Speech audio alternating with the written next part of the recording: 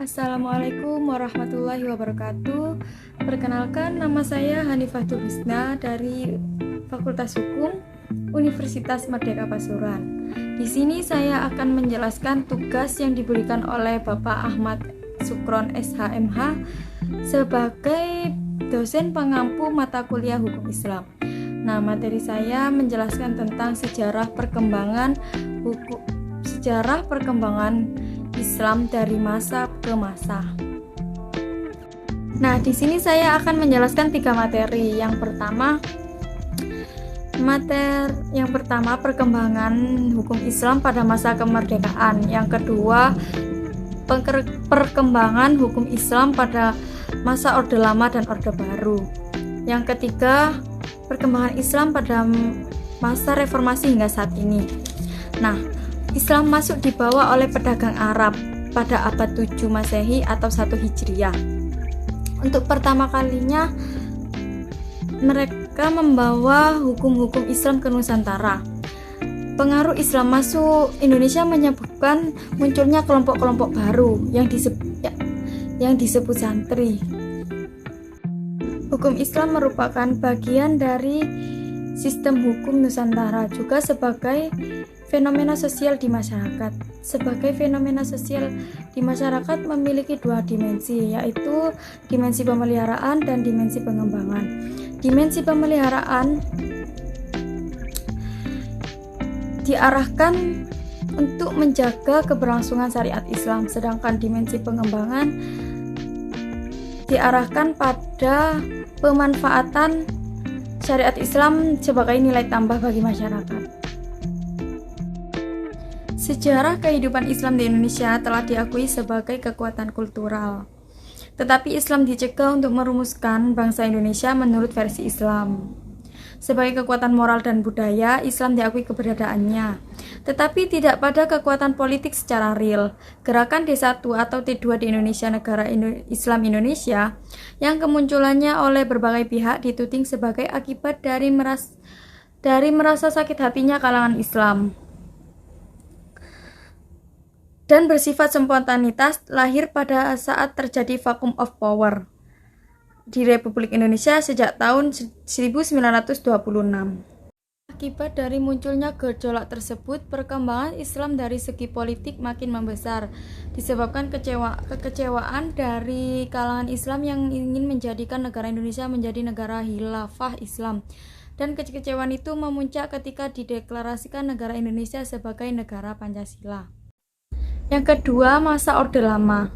Perkembangan selanjutnya pada masa Orde Lama, Islam telah diberi tempat tertentu dan dalam konfigurasi yang paradoks. Perkembangan Islam pada masa Orde Lama, masa berlakunya UUD 1945, Konstitusi RIS 1949, dan UUD 1950, berada pada tingkat pengaktualisasian ajaran agama untuk dijadikan sebuah dasar dalam bernegara, sehingga pergolakan ideologi antara golongan muslim dan golongan nasionalis saling tarik ulur untuk memperjuangkan berlakunya rumusan ideologi masing-masing. Selanjutnya, pada masa Orde Baru.